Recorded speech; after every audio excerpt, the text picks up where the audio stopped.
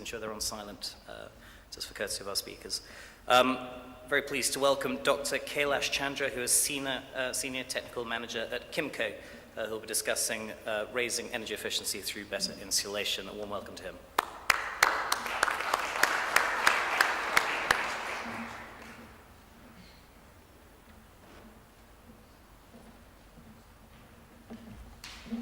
Good morning, ladies and gentlemen. I would share my experience and views how insulation helps in saving energy and environment, and thus environmental sustainability. I prefer to be with you rather than standing here.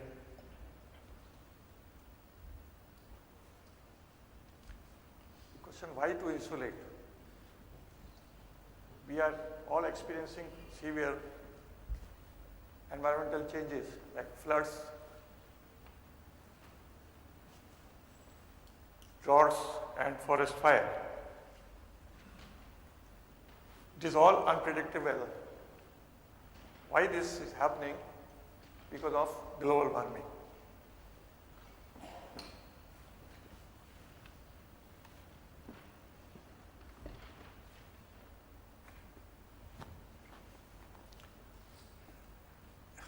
Through the pre-industrialization time until 2005, the temperature has increased by 0.76 degrees centigrade.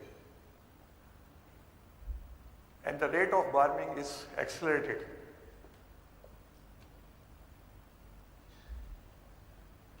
In end of this century, the study says that this can be increased by 4.2 degrees centigrade. If this happens, then our glacier, North Pole, may be ice-free in summer. And what will happen? The sea level will increase, and that too up to 70 meters. And when the sea level will increase, the countries which are very low level, like Maldives, Bangladesh, will disappear. And even the Manhattan, you will see, looks like this.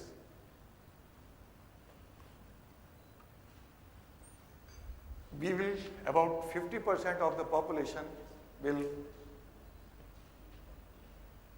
going to face severe food shortage by end of the century if this trends continue.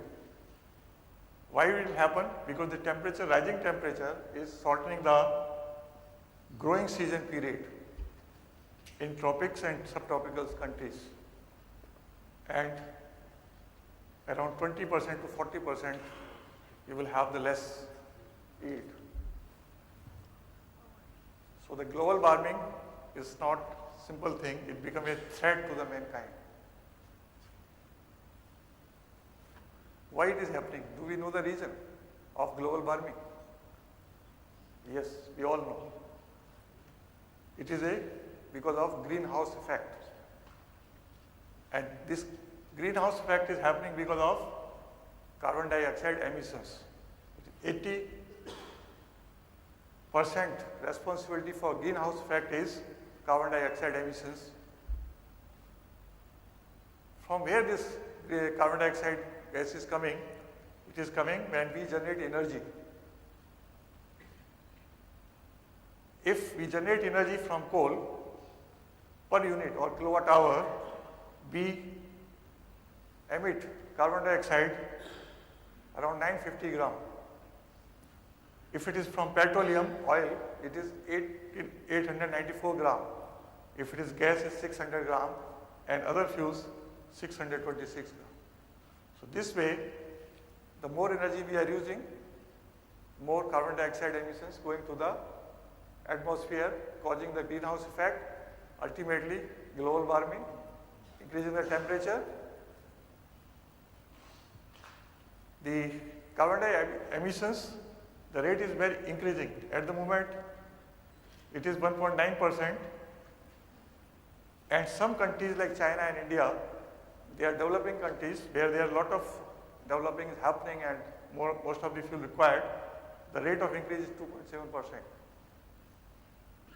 If you look into a this small picture that in 25 years, we increase only 25% carbon dioxide emissions, while in 1 year itself, in 2004 it was 4.45%, and now it is going further more than 5% every year. The carbon dioxide emissions level before pre-industrialization was 280. Now it becomes 387. And if again the trend continues, it will further increase, and doubling the carbon dioxide emissions from up to 550 ppm, which is from 280 to 550 mm, the temperature can increase up to 6 degrees centigrade. So where does this energy goes? Simple question, where does energy goes? This energy goes 40% in buildings. It is a international level, but if we consider only the GCC, it is 60%. Up to 60% energy goes to the building, 28% to the industry, and 32% for the transportation.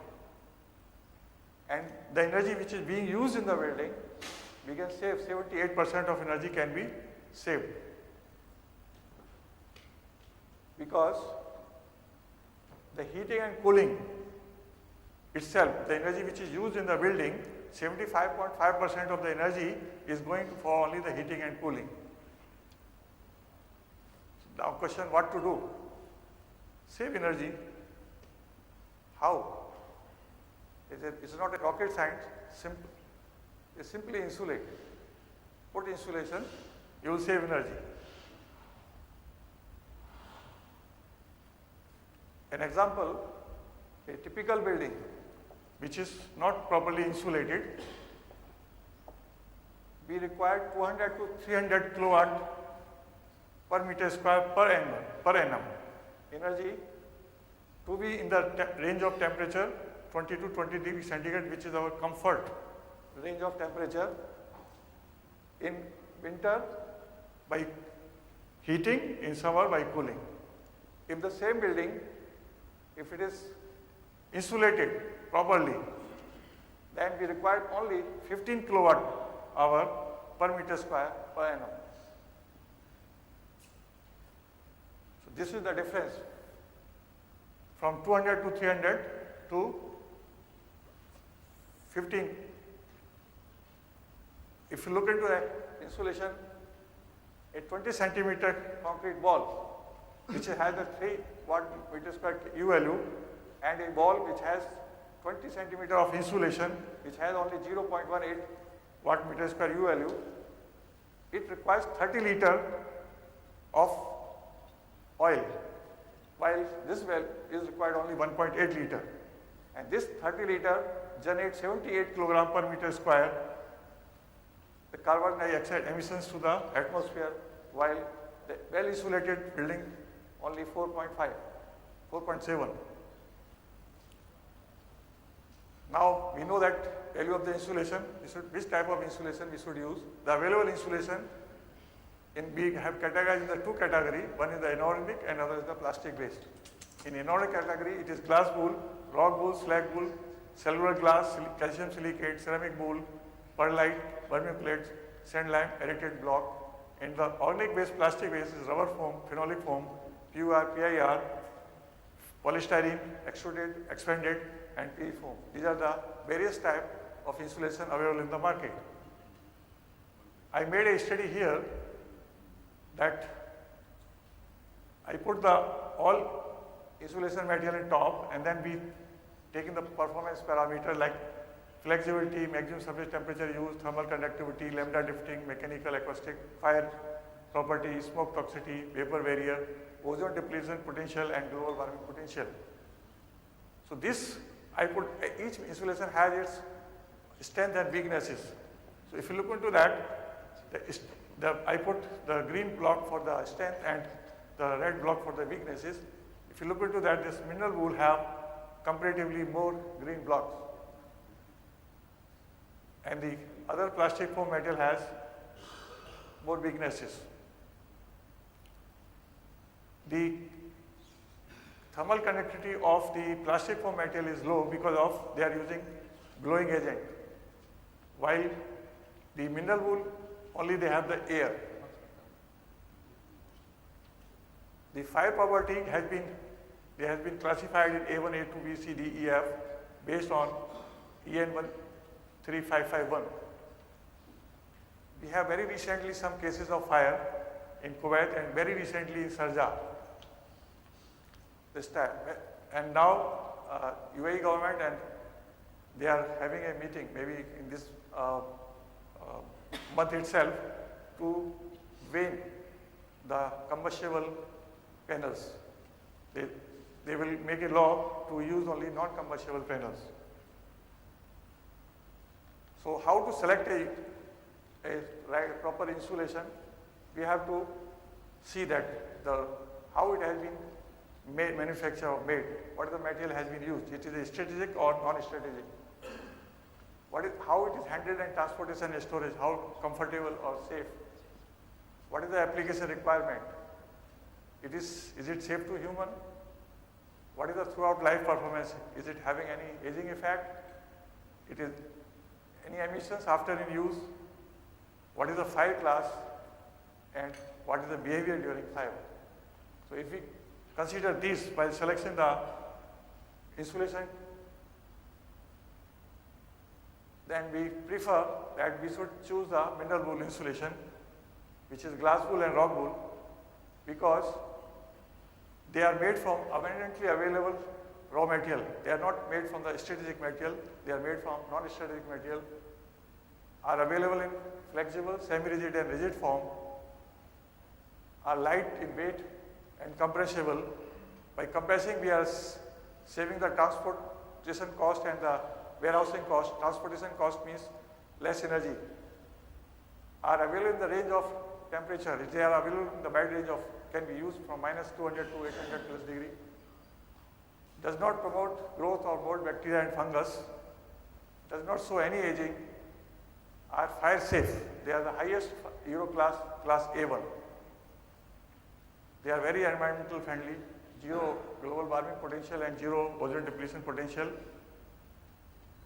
Can meet almost all application requirement of the building.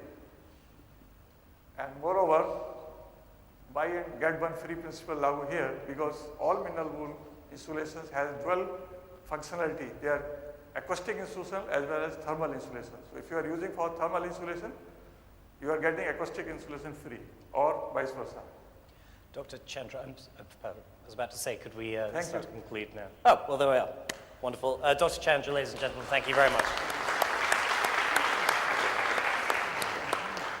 We're now just going to take a couple of questions. I think we can just about get one, maybe two. And does anybody have any questions for Dr. Chandra? Yes, just one here, please.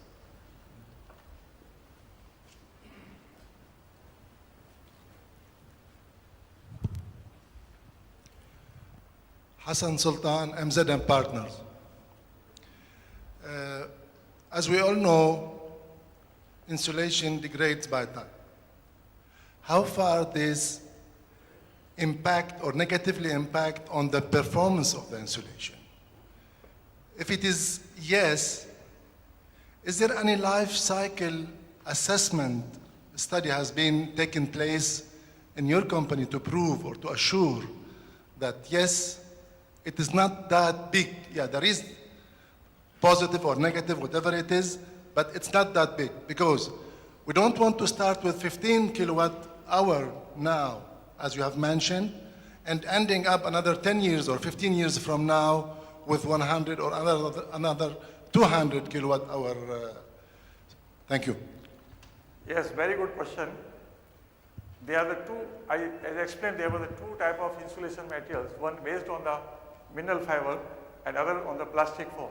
The plastic foam has a closed cell structure where they don't have the air, they have the other insulant.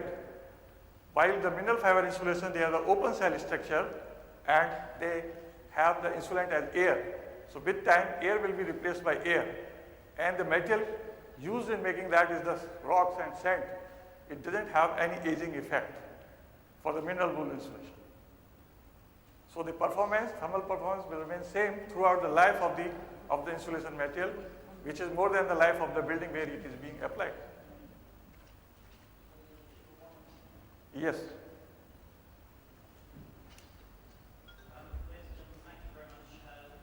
About 5 minutes behind at the moment, but if you'd like to break for coffee, go say hi to everyone, meet, ask questions, and if we can meet here at 1:45, 5 minutes after schedule, that'd be fantastic. Thank you very much.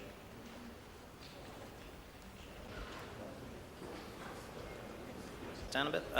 Ladies and gentlemen, welcome back to the second of the morning sessions.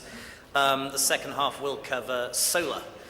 So I have the pleasure of welcoming on the stage Aniket Erande, who's the product manager of Viessmann Middle East. Also joining us on stage is Mr. Lee Hosking, who is head of architecture for Arab Middle East. What we will do, Mr. Elwashy, I'm still waiting for, he's here in a moment, super. In which case, without further ado, I'd like to welcome Mr. Aniket Erande, product manager for Viessmann Middle East.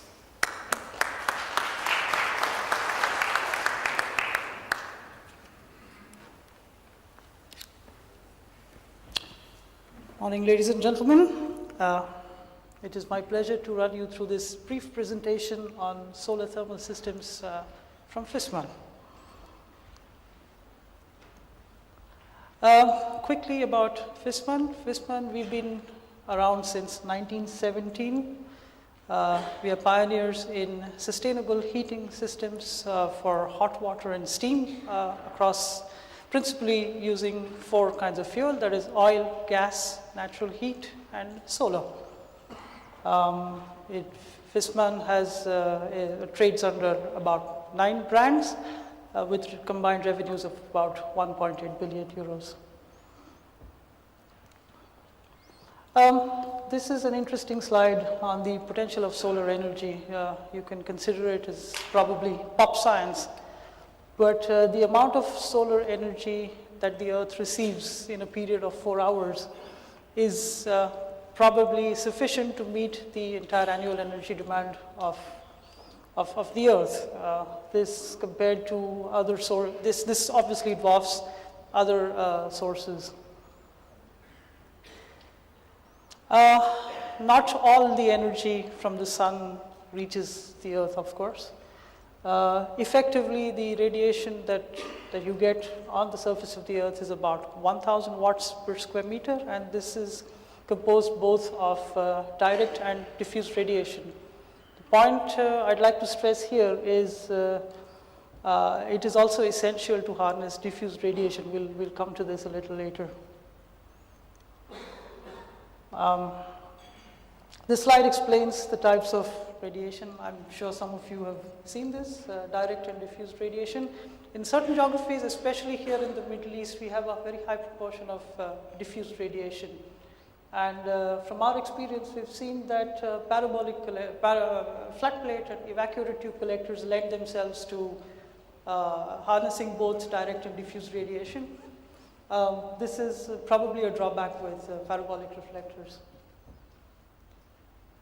The slide gives you briefly about the potential, the amount of solar insolation that countries in this region receive. As you can see, for Doha, it is 1,858 kilowatt hours per square meter, which is probably twice as much as the insolation available in Germany. Yet, 50% of all solar energy generation still takes place in Germany.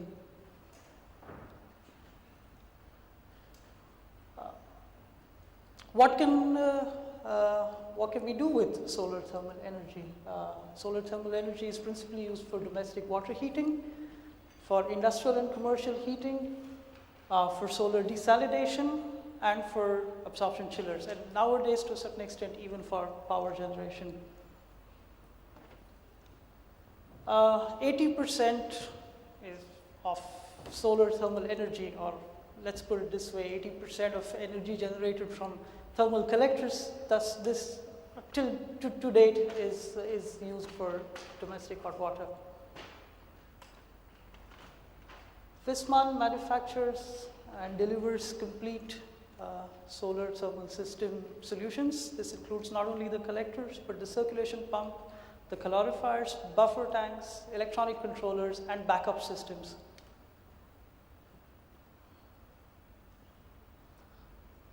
The heart of a solar thermal system is the collector. Viessmann has been manufacturing flat plate and evacuated tube collectors since 1978. We have a lot of experience in this field, and owing to continuous research and development, our products are always state of the art. The flat plate collector from Viessmann. The heart of the flat plate collector is a meandering copper tube onto which a selective an absorber is welded. The absorber is selectively coated. The coating that we use is sold titanium.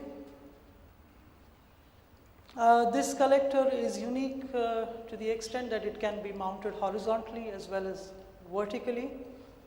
It is completely sealed, and we have experienced lifetimes of over 35 years with these collectors.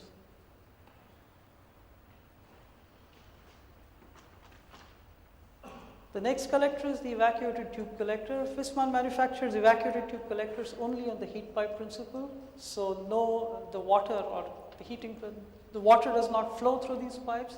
The heating is achieved by means of a very small amount of liquid that is contained in the heat pipe.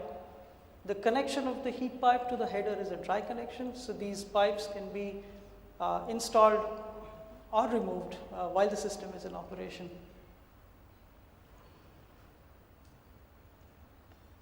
This slide shows the relative efficiency of the flat plate versus evacuated tube collectors. Typically, efficiency depends on the temperature differential between the ambient and the temperature of the collector. As you can see, the heat, a flat plate collector loses heat quicker as the temperature differential increases. This is a parameter. This is a property that we can use here in this region pretty effectively because it minimizes the risk of overheating. Most of our installations in this region therefore use flat plate collectors.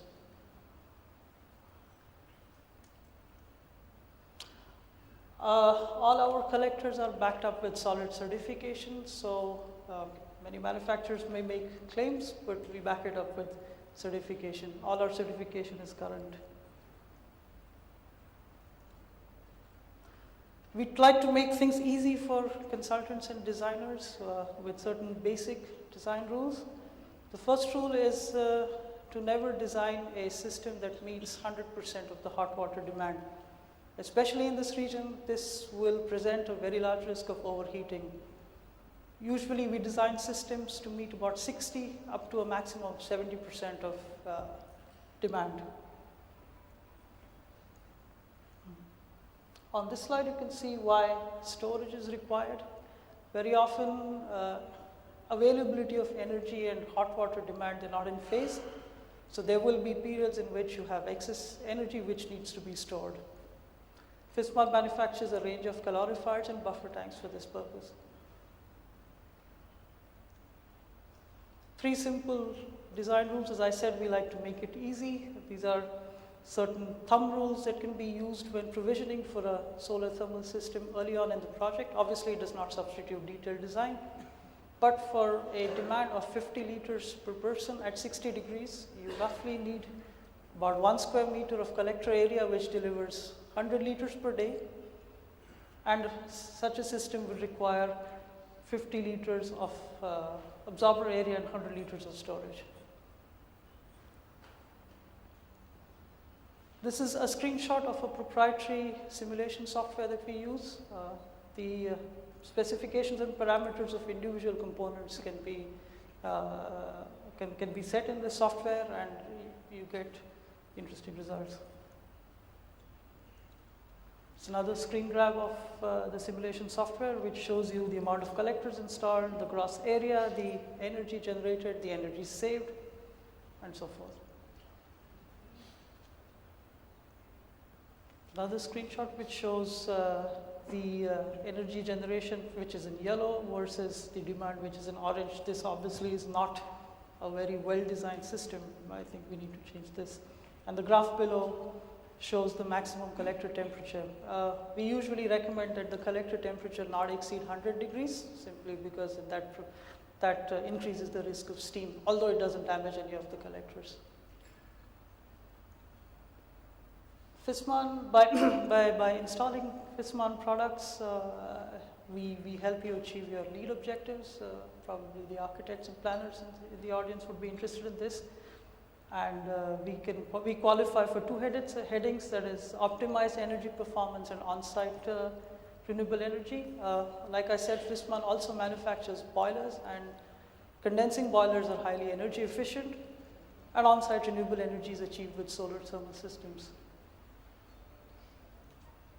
Some project references.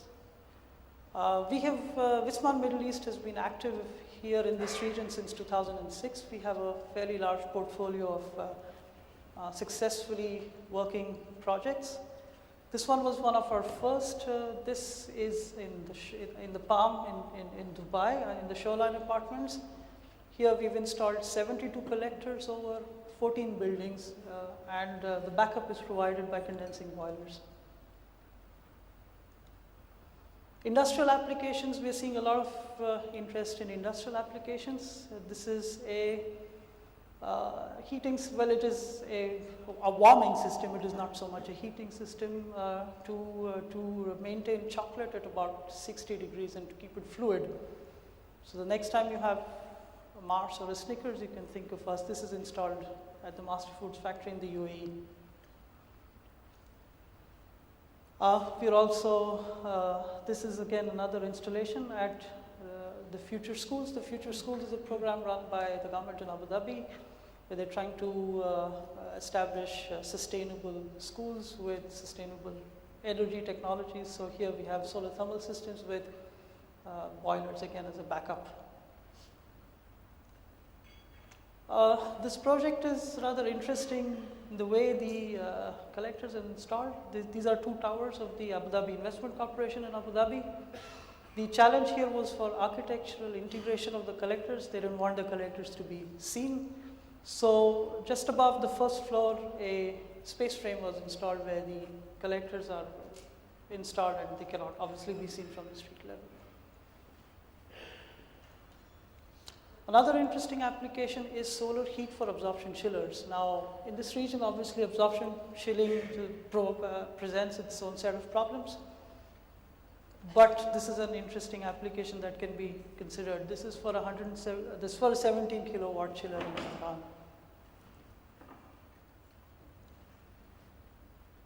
That was my brief presentation. We are available for more questions, and our office provides complete design and engineering support. So if you have any requests for simulations, if you have any requests for design, please contact us. Thank you. Thank you very much.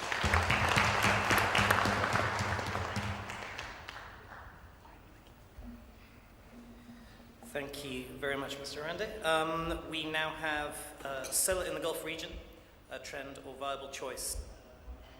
Shahi, who is MEP Manager for Hill International.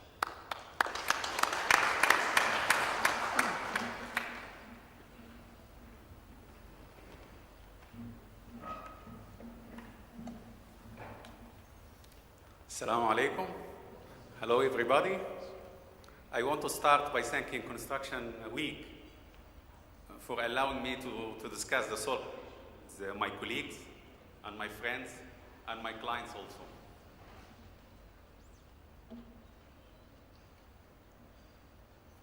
As you see here, we want to cover why solar and the major projects in Gulf and the challenges and the way forward.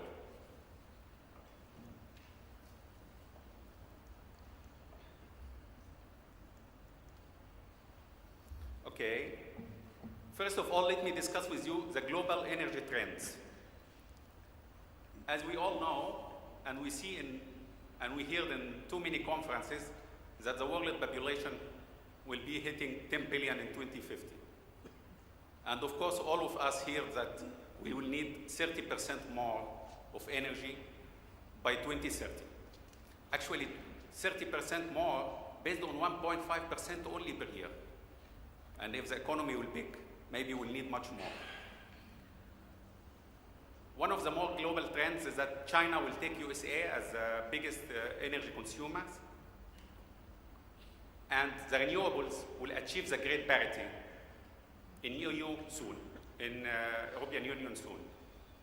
And what we mean by the grid parity is that the price of the renewable energy will be exactly the same as the fossil and the others.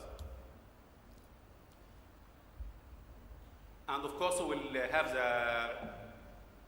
the green buildings will be the norm everywhere in the world and the developing countries.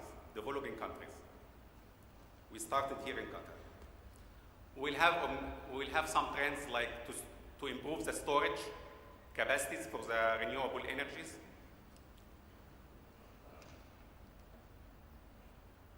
And the most critical challenge is that we need to cut the emissions by 80% at 2050.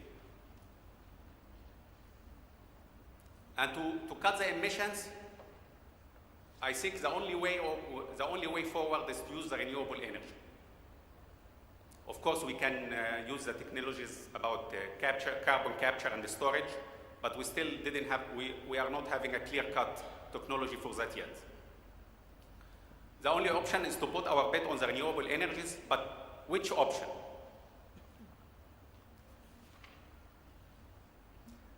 Actually, International Energy Agency tried to put a lot of scenarios for the power consumption and power generation in 2050.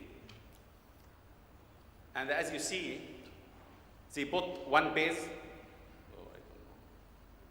If you see the second column, they want the business as usual, without any renewable energies will be there. And you see the brown means a lot of coal and a lot of oil there. And then they come back with a blue map and a lot of renewables and hydro and biogas and wind and solar. Solar is on the orange at the top, as one of the best options we have. Another scenario we came with is to have blue high nuclear. And then we will have a lot of nuclear in this scenario. And one other scenario, which is the dream actually, is to go with the blue high renewables, and you see the renewables will be much more comparing to the oil and coal and natural gas. To reach these scenarios, we need a lot of work to be there. We still, where we are, actually, as we all know, which scenarios we need. I believe our bet have to be in the solar, because the solar can produce 23,000 tons, 23,000 terawatt per year. And all of this will not reserve oil and gas and uranium and coal, which is much less than the sun. Since the renewables, as you can see, the wind and wave and fire and hydro and ocean thermal, convergence and geothermal, which is still very low. Since what we believe we will need 2050, since the best case scenario, but I believe we need much more than that. Where we have to use it. Actually, it was just covered by Viessmann, and as you see, the orange and the yellow is the best places, which in North Africa, and we have it in Gulf, and we can go to California also, and in Australia is another good options. And we all know that 90 minutes from the sun will be enough to produce our electricity need for 1 year. But how to collect that, how to generate it, and how to transfer it. Actually, I'm in a passion with the Desert Tech Foundation and their project in Sahara Desert. I'm not sure if you are familiar with this project. It's a concentrated solar power project in Tunisia. It's 2 gigawatt project, and in this project, they transfer electricity through high voltage direct current cables under the Mediterranean to Italy and to reach European Union grid and to feed something like 700,000 homes in Europe. So it's doable, and one of these projects it's a benchmark for us, and we have to go there.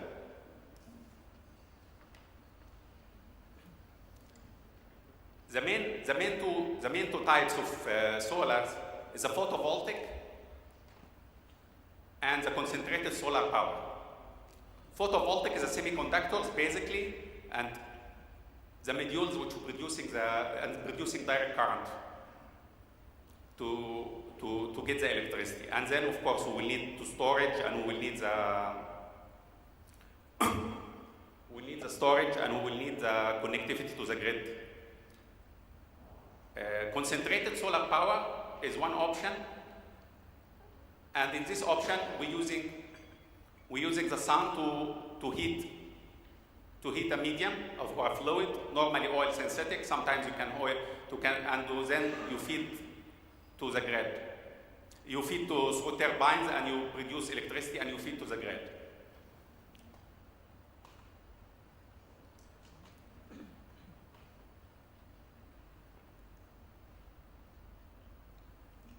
As you can see, central solar powers, here the parabolic troughs.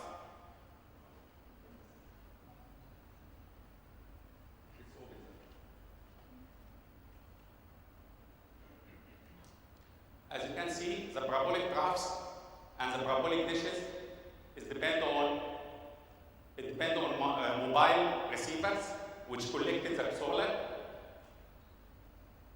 And for the parabolic trough, which is the most used in the CSPs, having a linear concentrated, the fluid is passing through the linear. And in the linear personal reflectors, it's a fixed, and the central tower CRS is other technology, which actually this is the one which is used in the desert tech. In the top, you can see master project, which I'm really happy about this project, and with the CO2-free trials. And you can see the skyline of Doha, and I see an opportunity which we waste to demonstrate the solar power solutions in terms of the right curved glass, in terms of rooftops, and others. Of course, the solar heating for the wood. If we're talking what we have in Saudi Arabia, of course, is a booming place and the biggest country in the Gulf, and they are committed themselves to 10 to 15% of renewable by 2020, which is a good if it will be happening. And they started, for example, the King Abdullah city for atomic and renewable energies. And they started also by Princess Nora. They have a big project there for photovoltaic solution, and the heating the water for 40,000 students. Another for some island, 500 kilowatt solar plant. And the most important thing is Jubail polysilicon plant, which is $1 billion US dollar project, and will produce around 8,000 tons metric per year polysilicon. If we're talking United Arab Emirates and Kuwait, you can see that United Arab Emirates committed themselves to 7% renewables by 2020, and Kuwait committed themselves to 5% 2020. Of course, we mentioned the master project will entirely rely on solar and other renewables, resulting in saving of US $2 billion in oil over 25 years. Abu Dhabi concentrated solar plant Shams 1 consists of almost 800 parabolic troughs and creating 100 gigawatt. And solar park of Mohammed bin Rashid Al Maktoum, which launched it, and will employ both photovoltaic and CSP. So we are trying in the Gulf. And if we talk in Qatar, Karama they are trying to add 3.5 gigawatt will be provided by the way of solar with the electricity. Actually, they signed a memorandum of understanding last week with Qatar Solar Technologies to start this project. One of the major jobs, of course, we all heard about this. The Qatar Solar Technologies announced 1 billion polysilicon plant. It's very similar to the project which in Saudi Arabia. And the operation will start by 2013. And it will produce 1.2 gigawatt solar modules polysilicon, polysilicon to cover 1.2 gigawatt of solar modules. Of course, we have the Qatar Foundation and QSTP, putting Chevron, Qatar Energy Technology, and Green Health Incorporated on board, and they signed a memorandum of understanding to cover and to test the solar technologies and their adaptability to the Gulf region with them. Is it enough what we are doing? Actually here, as you see in this graph, this is the potential which we can reach. Actually, we can reach the Middle East and North Africa can reach something like 5,000 terawatt hour, which is almost the whole energy which is needed for 1 year for the whole world.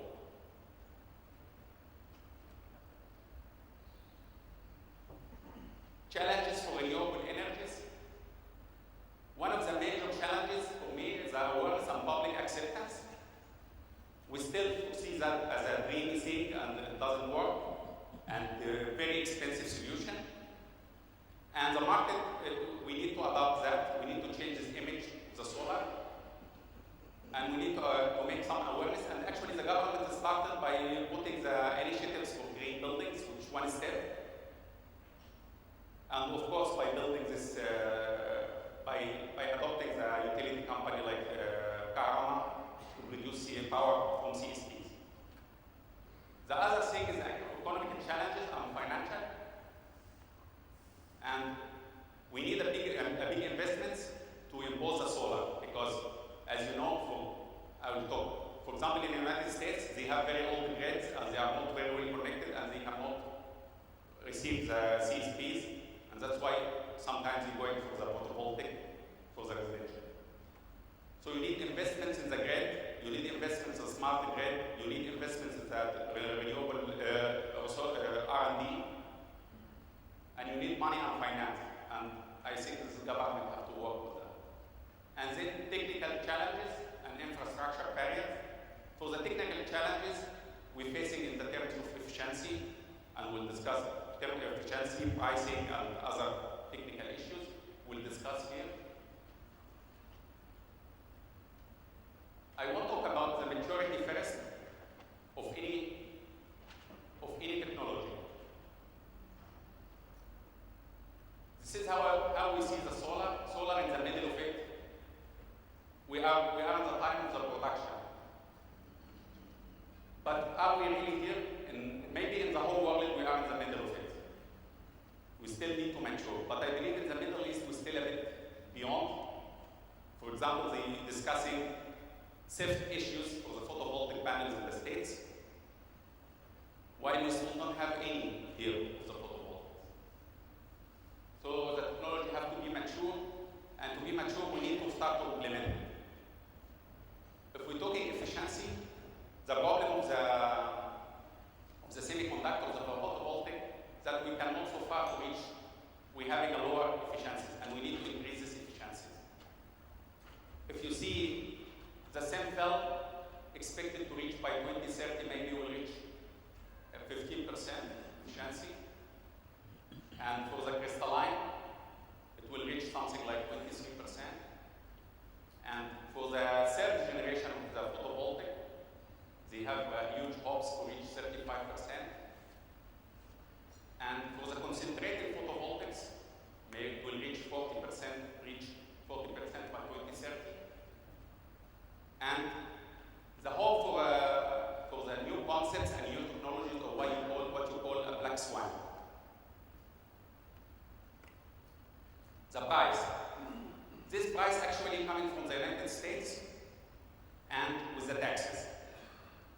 I will tell what is the prices here also after. It's the prices of photovoltaic and the price of CSP. If you can see the total photovoltaic price, including the storage, is roughly, we're talking 18 cents per kilowatt hour. And for the CSPs, for the concentrated solar power, we're reaching 23 cents. How we can compare that to the fossil energy prices? The average of the fossil energy price for the kilowatt hour, we're talking 12 cents per kilowatt hour. And this including everything, including the transportation. How much the customer here in Qatar is getting it? We're getting it around 4 cents. And this is a challenge actually. We have some other challenges, like the feed-in tariff or energy policies. In all of the world, in Europe, for example, and the States, or even in China, if you connect your photovoltaic rooftops to the grid, you can still get money from that through feed-in tariffs. They give incentives and they give the right energy policies to proceed with the solar and to go on. We have the issue of the storage for both. For the photovoltaic, because it's intermittent, it depends on the sun. And the problem with the storage actually, that all of the batteries which is created in the whole world is enough only for 10 minutes of the power, which we need. We really need a breakthrough when it comes to solar, when it comes to storage. It's really one of the big issues and one of the biggest challenges which facing photovoltaic. The grid connectivity issues, till now, I don't recall any country in the Gulf which is accepting connecting the photovoltaic or any other resource of electricity to the grid. They still studying the stability of the grid, they still studying all about it. UAE announced some initiative about it last year, but no action yet as far as I know. Grid parity, we set the grid parity terminology. I believe the grid parity, if it's very hard, if it's achieved in Europe very easily in the coming years, or the coming few years, it will be very hard for us to achieve the grid parity here because the prices of the electricity, which is very low, due to the subsidized at the government. The question all of the time coming, are we going to use the PV, the photovoltaic, or the concentrated solar powers? Very simple comparison actually between two plants, which was done actually by Foster Wheeler, and we reached into that. Photovoltaic panel is almost 25% cheaper, and actually it's going more steep, more cheaper right now. The photovoltaic plant is about 50% footprint less. The photovoltaic plant is taking less, voltaic plant is taking much less area compared with the concentrated solar power.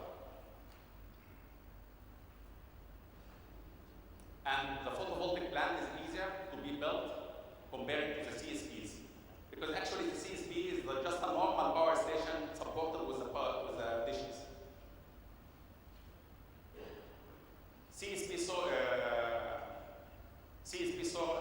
Thermal storage is better than photovoltaic storage for now, and we discussed that.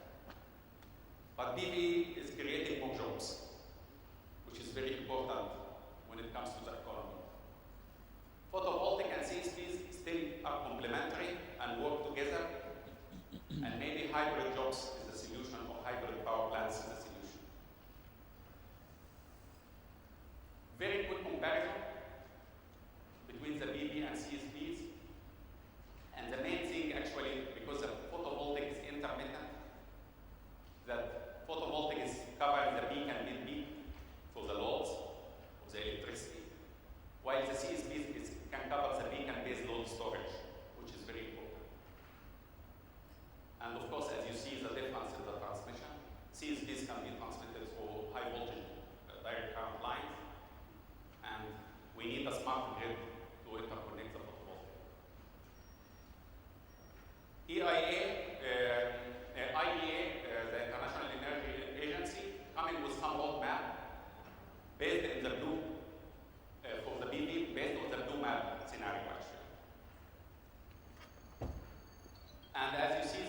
expected that it will be something like 4,500 terawatt hour by the end of 2050. And as you see, it's very exponential. And as you see, it's based on four categories and four segments. One is for the residential, which is the base, and of course this is rooftops basically. And for commercial, maybe it's towers and whatever. And then for the utility companies, which will be using CSP and photovoltaic centralized. And then of the grid solutions, which for the rural and could be street lightings, could be signage, whatever. And from my point of view, we can use that in Gulf for off-grid projects, we can use it for utility, and we can use it for commercial. It will be a bit tough for residential, maybe unless in the very far areas. Yeah. Okay. The roadmap for the CSP, it will be the same. It will be the same if we're using the renewable blue map. Since this is based on business as usual scenario, we can see the photovoltaic is going up and the CSP is moving, but not as fast as it should be. What our way forward is, we have to go for solar electricity, which could present 20% to 25% from the global electricity production by 2050. Photovoltaic will stay a preferable solution over the CSP for all of the investors. Photovoltaic and CSP complementary for each other, we discussed that. But this decade is very critical for energy policy intervention. And we need to add a lot of investments for the research and development and demonstration, and for smart grid updating. We need to work on education and awareness. And the most important thing actually is the government and industry and utility should work together. Thank you.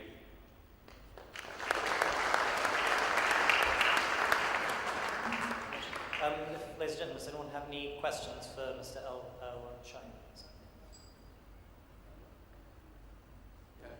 Gentleman, second row. Somebody with a mic, please. Good night. Yeah, this is a very good question. Actually, the lifespan of the photovoltaic is keep increasing with the time. At the moment, it's 30 years, and it's predicted to reaching 35 years by 2020, and we're planning for 40 years at 2050. The lifetime span will keep increasing with the more the technology will advance. We're talking the lifespan for the solar panel, talking the life cycle. Yeah, this is the lifespan of the PV, which I just said to you. The CSPs, you mean? It will be the same, more or less. We're trying to improve the industry by moving by the technology. Actually, the more the technology will advance, it will add more time for the life of the photovoltaic and CSPs. It will be easier for maintenance. It will be cheaper in the operation and maintenance as well, and the installation, plug and play, all of this technology. So thank you. One more over here. I would like to ask you if there is deterioration of the solar panels during the years. Can you repeat it? Sorry. If there is deterioration of the system, during the year for the solar photovoltaic panels. The deterioration. I personally believe with the right maintenance and the right cleaning durations, it will be no deterioration for the system. Deterioration 1% yearly. And this mainly for the low carbon glass which over that and the PVC inside, inside the system. There are a lot of deterioration. Actually, we are calculating 1% at the moment, but maybe it's much more than that. That means in the Gulf. It's the Gulf specifically because in Masdar city, specifically. In Masdar, specifically. Yeah.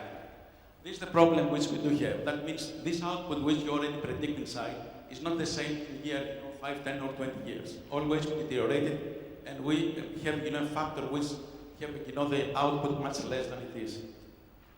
I see. Okay. we are planning to use three generation systems. System which has photovoltaic that gives energy, hot water, and chill water also. Do you know anything about this? You are planning to use? It's a solution which we are planning to use now everywhere around the world, which they call it three generation systems. Cell generation system. Three generation. Three generation. Three generation. Okay. Which have exactly energy, exactly for solar panels, hot water underneath because it's very hot, the surface, so we have water inside for cooling it inside and increasing a little bit the output. Plus, utilize the hot water, high hot water for chill, absorber chillers, all utilize for this one. I'm not sure of any big projects which start this system here. Which big projects in the area here? Technology which planning to be, we have already been launched in many places. We have already, even in Mazda, we have one in as... It's a trial, I mean. It's a trial. Yeah. No, there is no major projects which cover this technology as far as I know. Yes, because it's a small project. Yeah. But there are projects which are utilized, Is it feasible economically? Nothing is visible. Specific, everything from solar at the moment, nothing is visible. Specific. Photovoltaic is feasible. Yes. Well, but there is utilized, we can utilize at the moment concentrated solar panels which were multiplied by Fresnel length around 2,800 the sun, over that, but still are extremely expensive. But it's very good. It's definitely, if you do any research, you will find that photovoltaic is very feasible, and maybe the solution, the three generations solution you said, will be feasible after 20 years or something like that. Gentlemen, sorry to interrupt. We can wrap Yeah, this up yeah. privately maybe a bit later. Does anybody else have any other questions? Yeah, fantastic.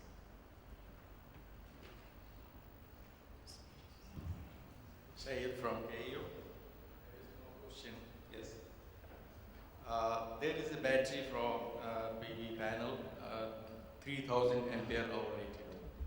The load of the demand load of the house is 30 amperes. How long this battery of... We calculate it together after that. calculate, okay? Serious. Okay. Because it is not, if it is 3000 ampere hour and if you divide by 30 amperes, it will not be 100 hours. Yeah, we'll calculate it after that. Thank you. Okay, anybody else at all? Probably just one more. That's the